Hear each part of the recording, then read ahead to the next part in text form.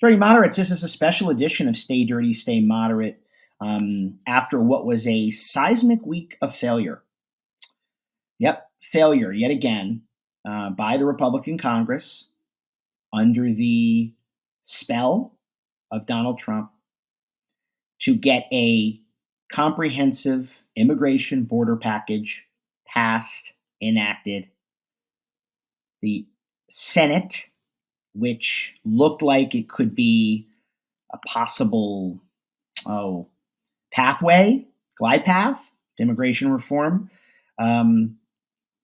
was not to be because the former president, Donald Trump, looms so large over this debate that the only way, that they could even introduce the bill, the House, actually, to be clear, House Representative, Speaker Mike Johnson, who's starting to make Kevin McCarthy look good based on the number of failures he's had.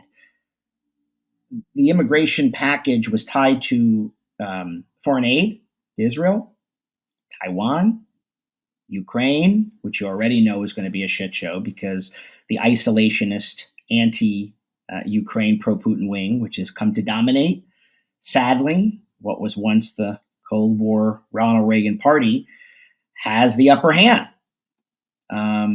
So in many ways, this bill, which was, again, all-encompassing of all of this aid for other countries, plus border security, I think was doomed to fail. And I wanted to do an episode about it, not just to give you guys background, but because I thought it'd be good to have a conversation.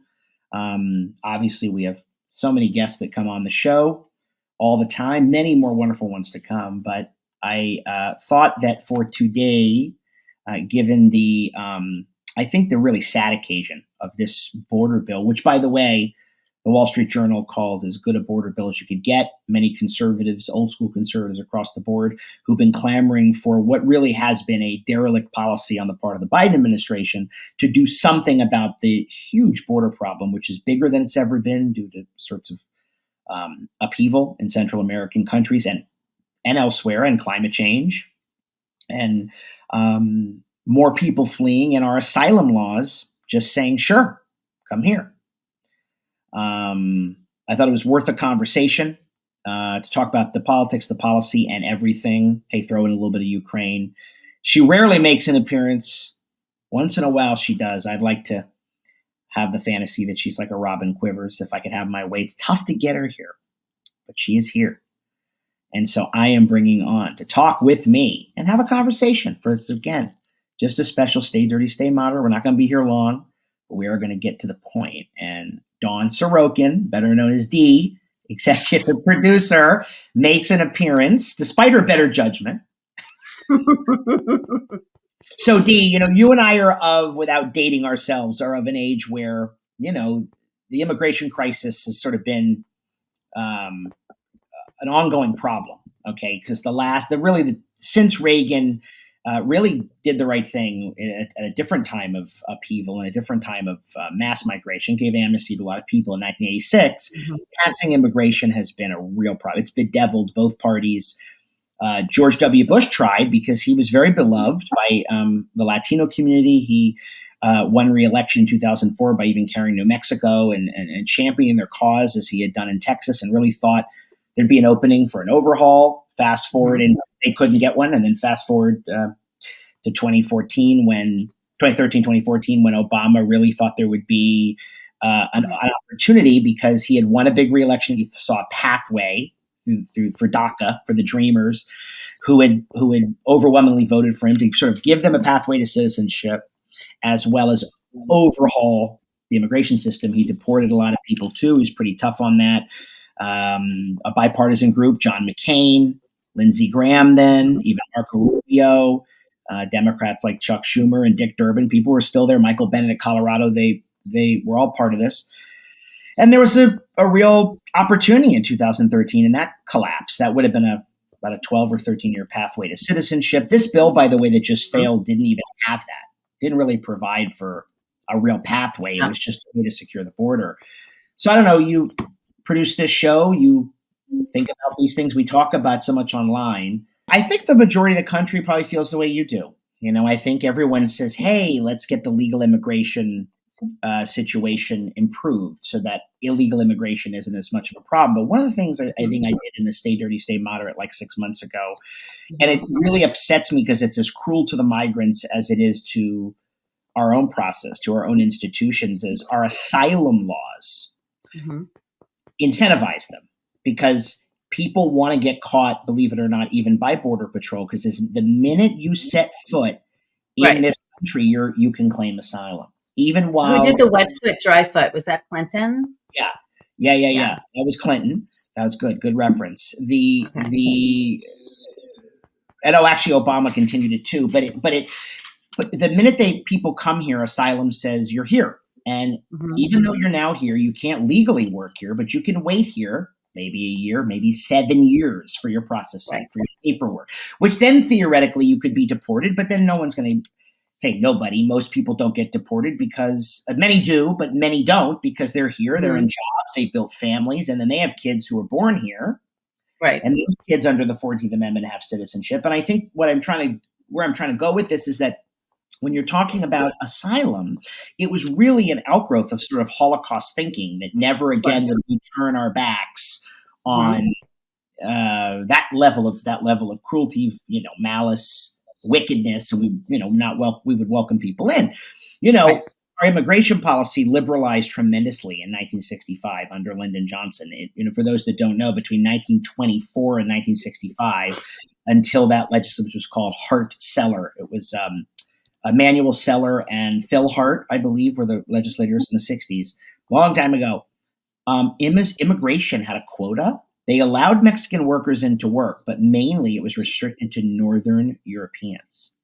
Okay. And that's why that whole part of the 20th century got a lot whiter, because the late 19th century, early 20th century was, as you know, Jews, Italians, Slavs, Poles, all of that. And the country wasn't quite as Protestant anymore. So they put strict controls in the 20s, which was a very reactionary time. Fast forward to the 60s, where we liberalized a lot of our thinking. For a lot of years that worked. The country had grown tremendously in those 40 years, but it's nothing like it is now, 330 million people. And there are more people moving now. They're just on the move. More people are using political violence, which they're facing. Okay, in places like El Salvador, we're going to do a show. We're going to do a show with a Latina podcaster to talk about the new president of El Salvador, who's reelected, who calls himself a cool dictator. But you know what? He's an authoritarian, but El Salvador had been literally, ravaged by gang violence for the last 30 years. Now, we launched a counterinsurgency during the Cold War, which kind of fucked them up. But they've had no control of their gang population, some of whom used to come here. Some of them got deported and went back there, crazily enough. And people that were there couldn't leave their house. This guy has cleaned up the gangs and cleaned up But my point being is that everybody was like, oh, let's just go to America and claim asylum. That's our fallback. And that law has to change, I think, because it's forcing people into poverty. It's forcing people into kind of weird forced vagrancy. It's forcing people into having nowhere to go. And yes, we love cheap labor in America, and that's why it's been allowed for so long. But at the same time, Bill Clinton told Hillary on her podcast, she has a podcast that doesn't do very much, but when she's on, he said, look, the bottom line is there are many more people coming here than when I was president, meaning him, or than Bush or Obama.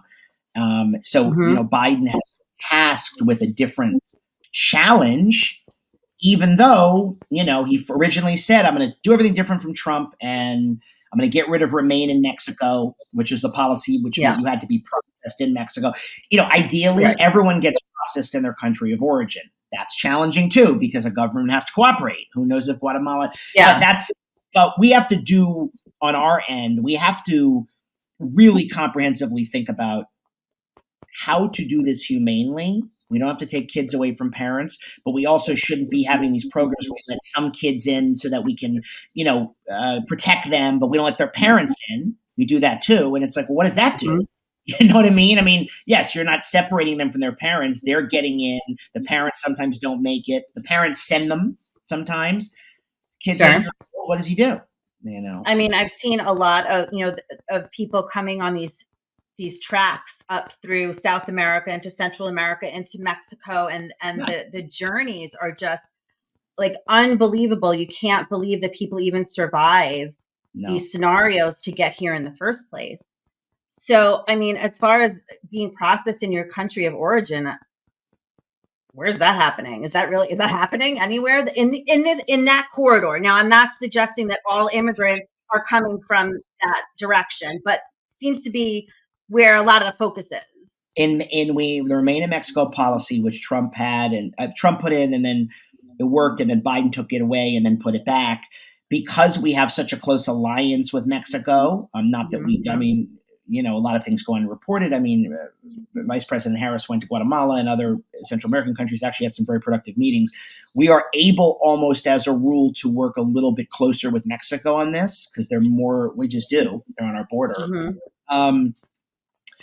And it, you know, again, not only are there problems because it's idealistic, the Remain in Mexico thing, but it also kicks the can down the road. I mean, you know what I mean? Like, yes, people should remain in their country of origin, but then you're like, well, they're fleeing their country of origin. They're fleeing, by the way, listeners should know, everyone thinks it's Mexico. There is considerably less immigration now from Mexico. It's coming from Central American countries, even Asia and Africa. Right. It's not like it seems to be, it's just via Mexico.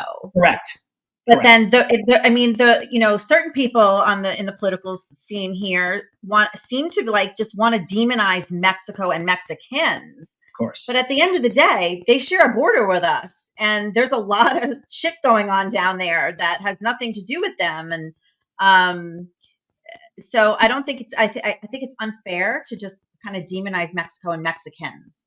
Absolutely. I mean, listen, that's a great boogeyman for them. And, you know, listen, the latest bill that, as I said at the outset, to tie in, to say the border's a crisis, and I actually agree with that. I think that's become too much of a Fox News headline, but we've been overwhelmed by 7-8 million people coming in 3.5 years. I think we have a problem, but I think if we really, and the Democrats actually came to the table on this and toughened up to the point that, you know, Bernie voted not to advance it. They helped kill it too. Elizabeth Warren, Senator Padilla here in California thought it was too stringent because it doesn't really offer a pathway to citizenship for people. Right. But most of the party would have gone along with it. Now, had there been more Republican votes, it would have advanced. They've been screaming about this, but they would rather demonize it. What happened is the politics and the tenor of the far right changed. And as soon as the far right dominated, as soon as the far right came to dominate the center of the Republican Party, what became a hostility to illegal immigration, let's face it, became a hostility to immigration of any kind.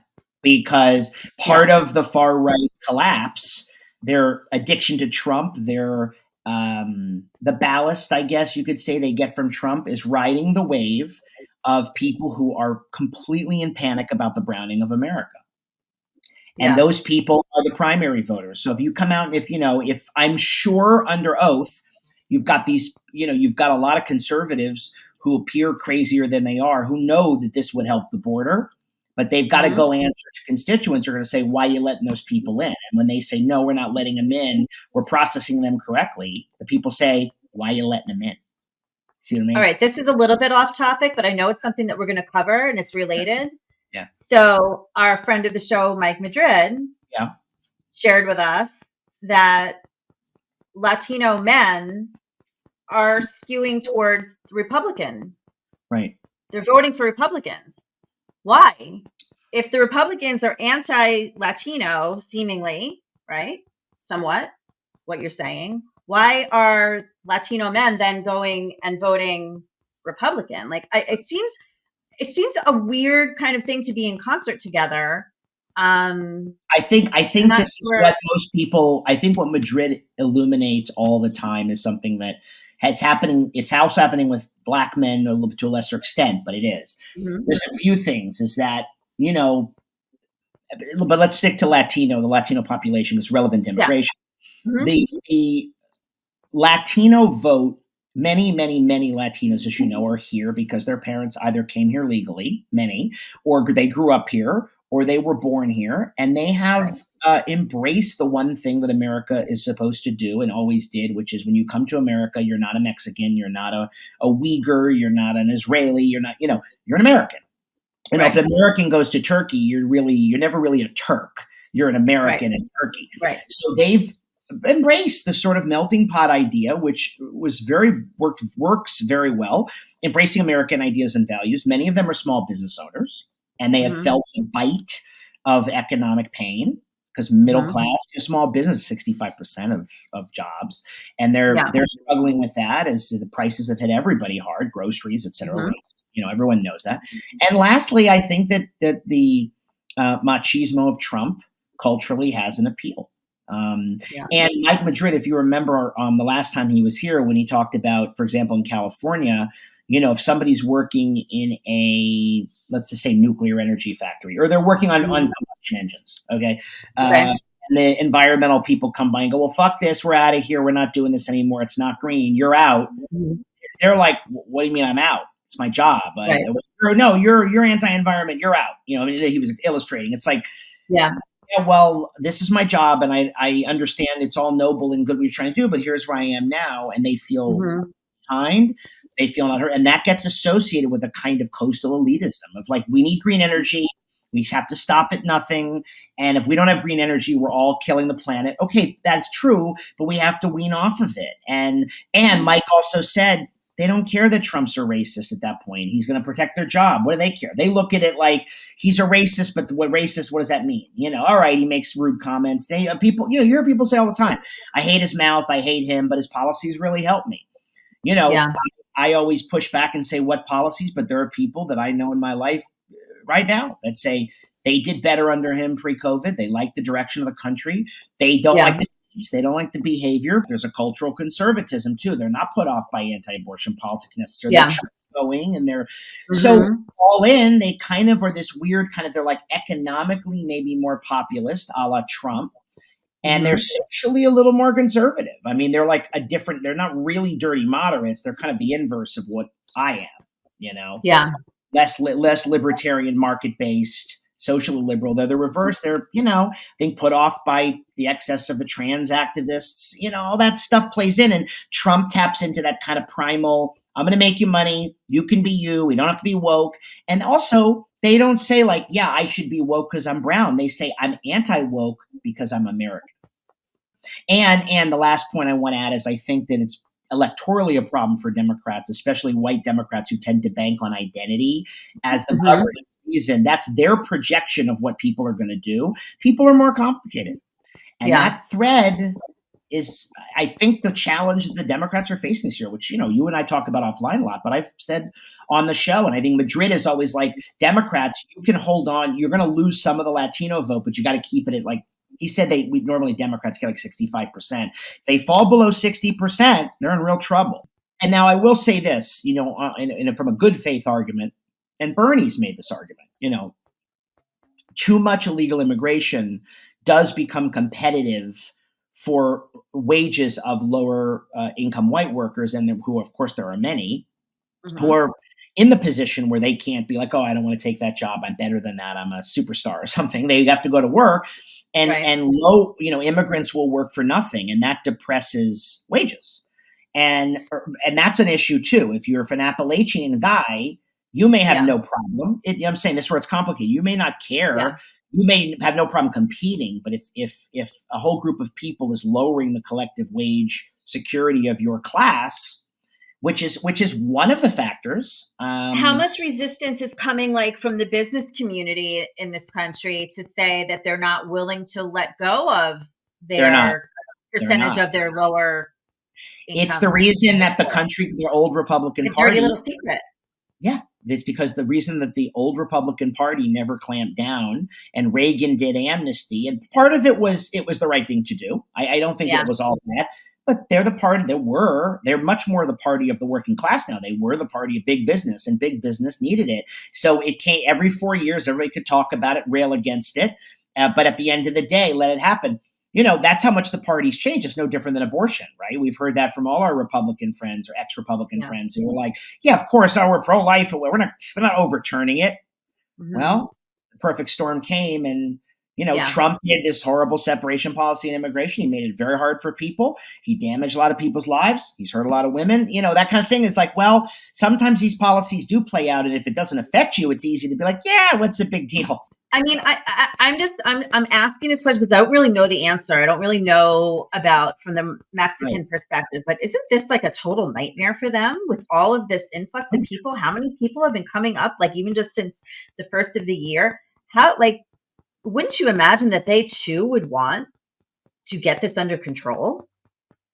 Yeah, I would. I mean, remember, Mexico is a repository for people because they are not in the position to really make a decision. Really, they can't control their own situation, but if the United States is going to have a policy that literally lets every Tom, Dick, and Harry claim asylum, people are always going to come and take advantage of it, especially as the more domestic and international upheaval in those countries that happens, the more climate change uproots people, the more that wars uproot people, or violent counterinsurgencies and stuff. And as we move forward, until people know they can't, all of that, until we decide, until our Congress has to act. That's the other thing. The president can take executive authority. Biden has even said, well, maybe it's like, yeah, Biden, you should take some executive action. But Congress controls the money. If money does not, the executive branch cannot allocate money under the Constitution. So Biden can put some certain laws into effect, but some of those are constitutionally challengeable too. Well, and this is also a great segue into the fact that, which you kind of touched on earlier, how the bill that just collapsed was attached to Taiwan and Ukraine and Israel. So the Republicans were responsible for that, correct? They wanted to put it in there like, if you want X, you need to, do B. And it all fell apart. The border and the immigration scenario is a nightmare on its own. Why are we throwing all these monkey wrenches into it? And I'm not suggesting that Ukraine and Taiwan and Israel don't need to be addressed, but why would you put like the biggest hotcakes in the, on the scene in one box? Of course it's going to fall apart. Well, the Ukraine specifically, overwhelmingly Congress. Israel was put in because they were trying to get them more aid. Okay. Clearly aid to Israel will pass. Taiwan, no one really knows what China's going to do, but so there is a lot more consensus on that. Right. As you know, Ukraine, because of the Putin situation, because of Trump, that, Putin grabbing control of the Baltics and Eastern Europe still remains a huge world threat. And from what I understand, the Ukraine situation is kind of tipping a little bit right now. They're at the point where, they're becoming very vulnerable. And if they don't, if we or whatever entity doesn't kind of swoop in and support them, it could definitely go the wrong way, what we would consider the wrong way. That's right. Okay. And but so why Ukraine? And they were all thrown in there. But the issue was the Democrats wanted Ukraine largely. Right. Republicans wanted a border bill. The Democrats said we cannot abandon Ukraine. We will actually. The Democrats, in good faith, said we will make a deal. To their credit, they are often, though I beat up on them a lot, they are often, despite their own dysfunction, the more noble party in the sense of like, they're nicer. They're like, okay, we'll give you it should be, my issue is I wish that they didn't have to be backed into, they should say, hey, the border policy affects everybody, but they have their own base, Sure. But they said, we'll give you border security if you give us money for Ukraine. It was close to not advancing, and the Democrats couldn't hold some of their own. That's why I said they lost 6 votes on their own side because of that. Bernie also didn't want to give any more money to Israel. Again, your question is right. Washington has a way of putting all of these things under one roof, typically so they can say, look, he voted against that. In other words, someone could have said no to this, but not necessarily been against the border, but maybe they didn't agree with this policy or vice versa. Right. And that's the game. Those are the parlor games. Because you voted no because of something on page 798, you're now considered anti-Israel or whatever the case may be. And that's really not a fair snapshot of the scenario, it seems. No, that's why Biden said, and I know he's been incredibly strong on Israel. I mean, it's why he said, if you're going to send me a standalone Israel bill, you're forcing me to veto something because you're doing it cynically. You're trying to take the win, and it accused me of being anti-Israel. The sound bites and the sound bites, and then when you know that there was a bill that I was prepared to sign, and he was, but Biden's now, the Democrats are saying they're going to make hay out of the collapse of the border and say that, Trump killed it and use it against Trump, but Trump did not want the Republican Party taking away a signature, maybe the signature issue, right? If you think about it, the immigration issue. Yeah. He won, because he doesn't have any governing vision. So he's going to have to run on the border's a disaster, blah, blah, blah, blah, and all the other, Well, I don't agree with Trump on many things, but the border is a disaster. He's right. Yeah. And I don't blame people who are either not tuned in. I mean, you and I are insane. We're like, we feed off all this stuff, but the average person doesn't have time for this crap. And I don't blame them for having difficulty not understanding or kind of get through it and going, well, this guy says this and that guy says this and she says that. It's really challenging. And I hope that one of the things that we do as a show is to try to break some of this stuff down to kind of, at least put it out there and not like try to force an agenda down someone's throat and just say, I don't know, this happened, that happened, this happened. Make it a little bit more palatable. Why do we have dirty moderate? Because it's so polarized. Yeah. I don't mean every single person, but Washington, D.C. is horribly polarized. Yeah. And toxic, and it's a power play. And because, don't forget this too, before we go, primaries now matter more than general elections. So I think it's something like 435 House members up this year. There's like 30 competitive seats. Can you imagine that? Yeah. So not even 10% of seats are up. The rest of them you're running to the primary, you're running to the crazies. Yep. Hey, Dems, you have the same problem. If you're running a lefty and in a big city, yeah, I mean, there might be some nuance, to be fair. And this has to be said, too. There are red state Republicans with nuance. But a lot of these people are going to be tethered to, you better defund the police, you better keep the border open, whatever the extremes are so loud. And the American people are going, no, we need police, but we need to do better. No, we need immigrants, but we can't have an open border. And that's where those of us in the middle feel really helpless, I think, and very frustrated. So hence... Dirty Moderate, produced by Dawn D. Sorokin. Right? Saving democracy, one episode at a time. I want to promote our next drop, though, while we have a chance. Oh, yes, absolutely. Good one. So the Democrats, as you all know, you'll hear it, have a communication problem for those that have not been following politics for the last 30 years. And there is a very vibrant, intelligent, passionate communicator. He came from the Hillary Clinton world as a one on her digital team, and now he's the press secretary for Dream for America. His name is Kaivan Shroff. He's pretty ubiquitous on TV as well, on social media.